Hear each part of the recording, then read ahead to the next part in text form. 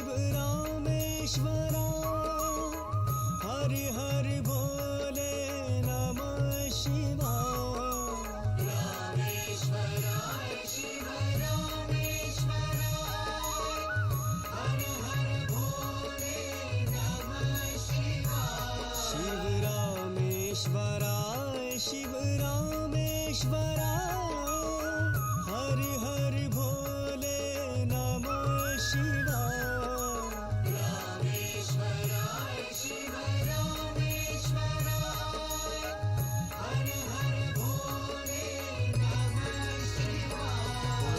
नमः शिवाय ओम नमः शिवाय हर हर भोले नमः शिवाय ओम नमः शिवाय ओम नमः शिवाय हर हर भोले नमः शिवाय ओम नमः शिवाय ओम नमः शिवाय हर हर भोले नमः शिवाय ओम नमः शिवाय ओम नमः शिवाय हर हर भोले नमः शिवाय नागेश्वराय शिव नागेश्वरा हर हर भोले नमः शिवाय नागेश्वराय शिव नागेश्वराय हर हर भोले नमः शिवाय शिव नागेश्वराय शिव नागेश्वरा हर हर भोले नमः शिवाय शिव नागेश्वराय शिव नागेश्वराय हर हर भोले नमः शिवाय ओम नमः शिवाय ओम नमः शिवाय हर हर भोले नमः शिवाय ओम नमः शिवाय ओम नमः शिवाय हर हर भोले नमः शिवाय ओम नमः शिवाय ओम नमः शिवाय हर हर भोले नमः शिवाय ओम नमः शिवाय ओम नमः शिवाय हर हर भोले नमः शिवाय सोमेश्वराय शिव सोमेश्वरा हर हर भोले नमः शिवाय सोमेश्वराय शिव सोमेश्वराय हर हर भोले नमः शिवाय शिव सोमेश्वराय शिव सोमेश्वरा हर हर भोले नमः शिवाय रामेश्वराय शिव रामेश्वराय हर हर भोले नमः शिवाय ओम नमः शिवाय ओम नमः शिवाय हर हर भोले नमः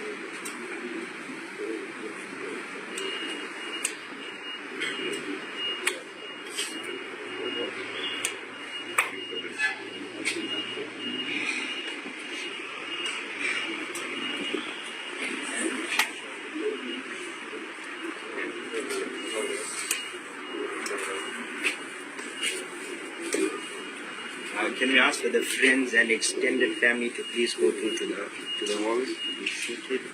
You can come to this side.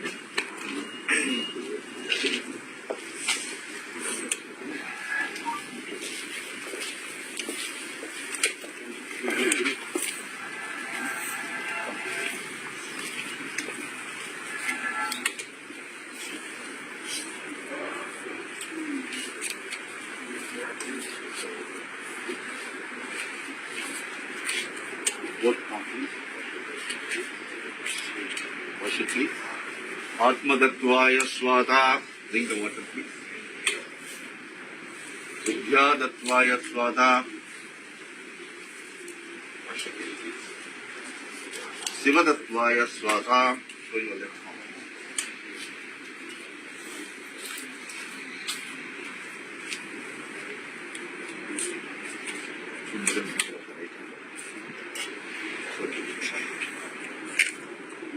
Om Bhu Bhunaktu Shirashihi.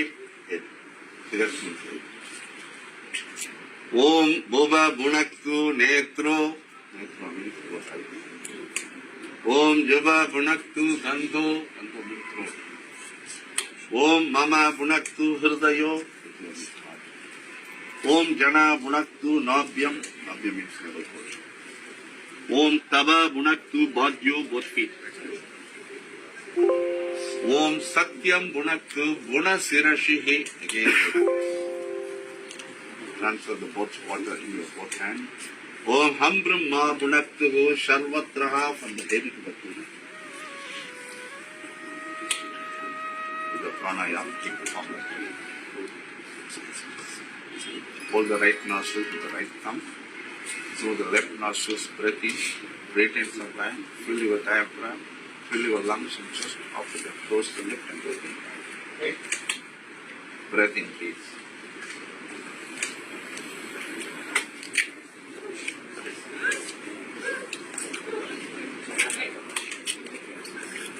Without again, breathe in.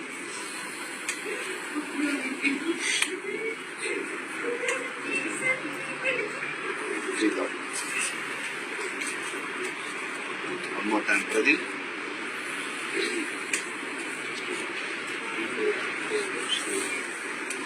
Breathe out. Om Bhuva, Om Bhuvaha, Om Suvaha, Om Mamaha, Om Janaha, Om Tabaha, Om Satyam, Om Dastaviturvarenyam, Bhaggo Devasya Dhimahi, Yo Yonaha Prachodayat, Om Abaha, Yodi Rasaha, Amritam Brahma, Bhur Bhuvasvaro.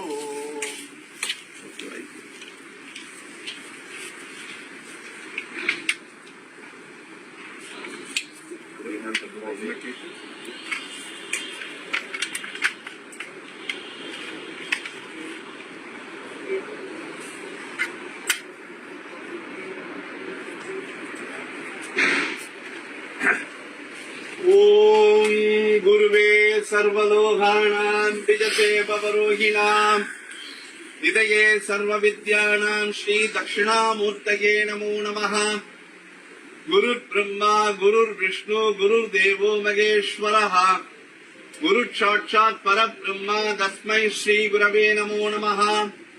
Om Jnana Moolam Gurur Murti, Puja Moolam Gurut Padam, Mantra Moolam Gurur Vagyam, Moksha Moolam Guru Kripa, Moksha Moolam Bhagavan Shri Satya Sai Kripa. Om Shuklam Baradaram Vishnum Jadivannam Jadurpujam, Prasanna Vadalam Jayede Sarva Viknopashantaye. Om Gananam Dubam Ganapadigim Mabamage, Kavinja Veenanupamasravastamam, Jeshta Rajam Brahmanam Brahmanaspada, Anas Rinvan Nodivihi Siddhasadhanam. Om Shri Mahagyanadipataye Namo Namaha.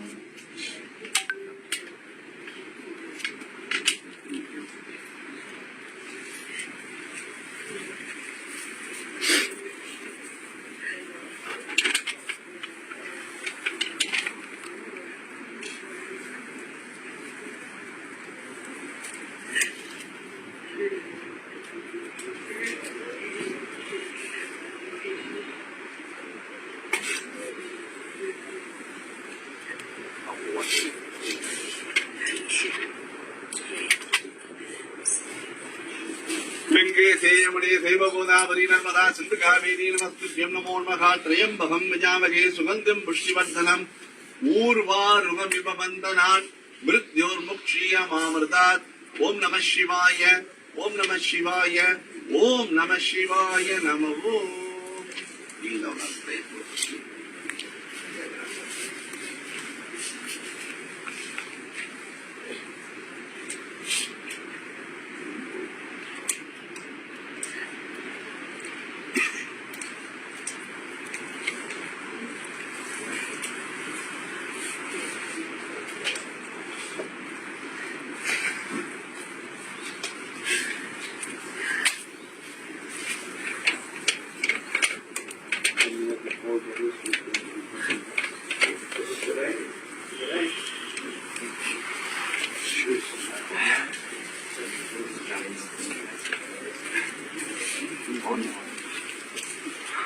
Om Namah Shivaya, Om Namah Shivaya, Om Namah Shivaya, Om Namah Shivaya, Om Namah Shivaya, Om Namah Shivaya, Om Namah Shivaya, Om Namah Shivaya, Om Namah Shivaya, Om Namah Shivaya.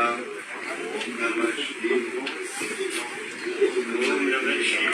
Shivaya, Om Namah Shivaya, Om Namah Shivaya, Om Namah Shivaya, Om Namah Shivaya, Om Namah Shivaya,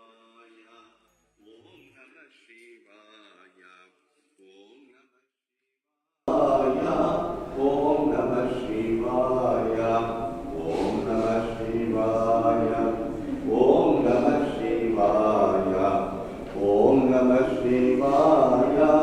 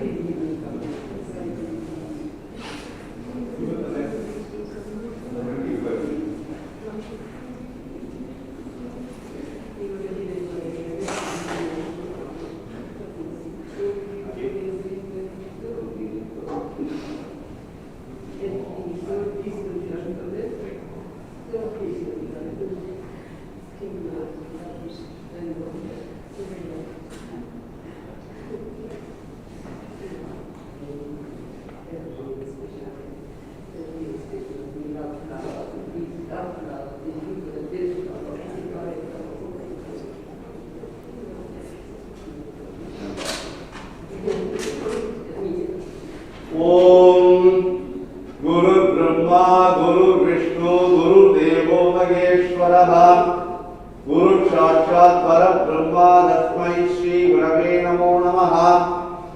ओम ज्ञान मूलम गुरुर्मूर्ति पूजा मूलम गुरुपदम मंत्र मूलम गुरुर्भाग्यम मोक्ष मूलम गुरुकृपा मोक्ष मूलम भगवान श्री सत्यसाई कृपा।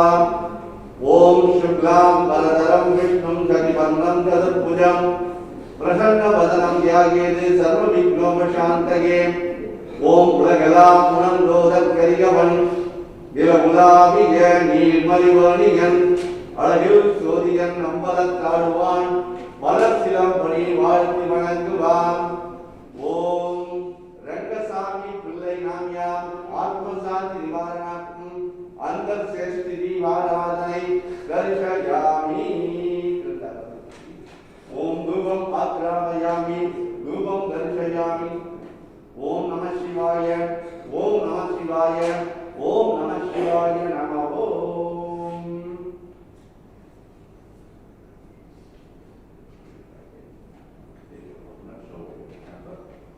ஓம் ரங்கசாமி பிள்ளை நாம்யாம் ஆத்மசாந்தி நிவாரணாக்கும் ஓம் தேங்காய் சமர்ப்பயாமி.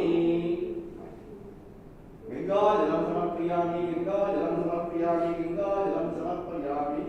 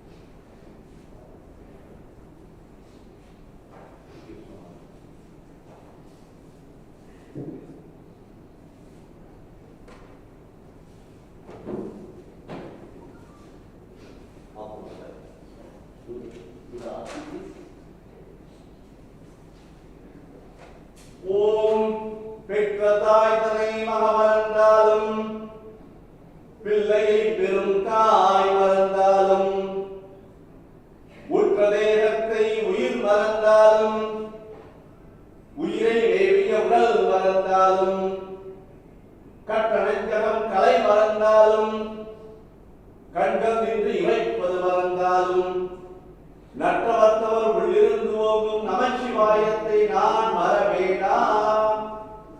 ஓம் ரங்கசாமி பிள்ளை நாம்யாம் ஆத்மசாந்தி நிவாரணாக்கும் அந்த சேஷ்டி தீபாராதனை தரிசயாமி. ஓம் நம சிவாய ஓம் நம சிவாய ஓம் நம சிவாய நம. ஓம் गंगे दे यमुने सैव गोदावरी नर्मदा सिंधु कावेरी नमस्तुभ्यं नमो नमः. गंगाजलं समर्पयामि गंगाजलं समर्पयामि गंगाजलं समर्पयामि.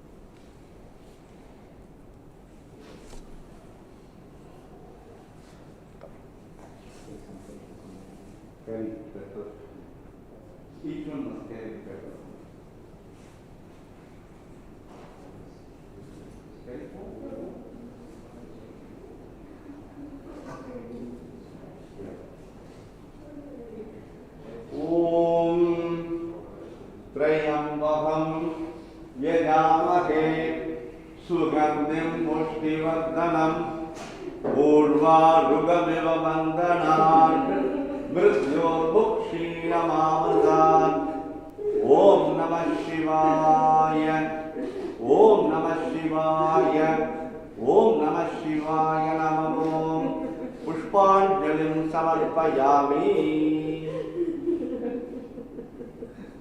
ஓம் உலகெல்லாம் உணர்ந்தோதற்கரியவன் நிலவுலாவிய நீர்மலிமணியன் அழகில் கோதியன் அம்பலத்தாடுவான் மலர் சிலம்படி வாழ்த்தி வணங்குவான் ஓம் நம சிவாய ஓம் நம சிவாய ஓம் நம சிவாய நமோ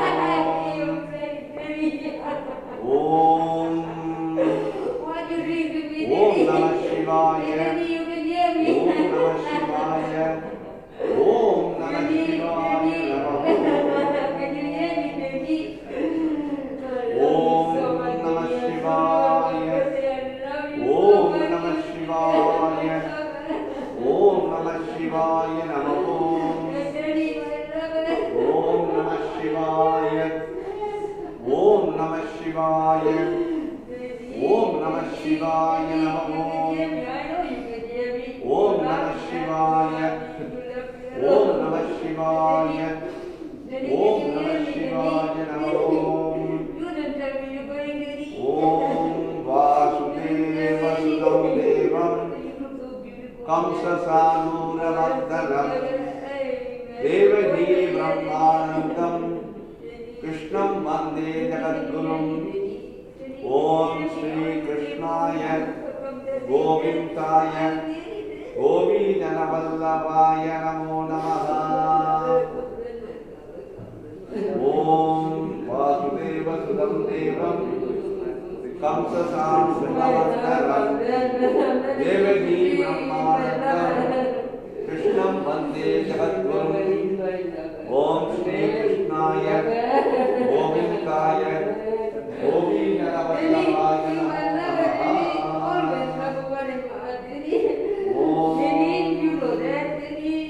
த்ரயம்பகம் யஜாமஹே சுகந்தம் புஷ்டிவர்தனம் ஊர்வாருகமிவ வந்தனாத் மிருத்யோர்முக்ஷீயமாமృతాத் ஓம் நமः சிவாய ஓம் நமः சிவாய ஓம் நமः சிவாய நமः ஓம் காதலாகிக்க சிந்து கண்ணீர் மல்கி ஓதுவாதமை நன்னறிக்கு உய்ப்பது வேதம் நான்கிலும் மெய்ப்பொருளாவது நாதன் நாமம் நம சிவாயவே ஓம் நம சிவாய ஓம் நம சிவாய ஓம் நம சிவாய நமோ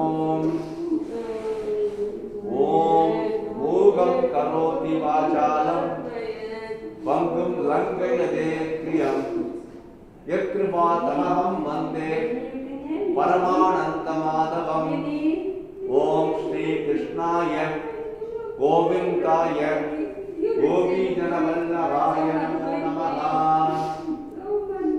ஓம் நம சிவாய ஓம் நம சிவாய ஓம் நம சிவாய ஓம் நம சிவாய ஓம் நம சிவாய ஓம் நம சிவாய ஓம் நம சிவாய ஓம் நம சிவாய நமோ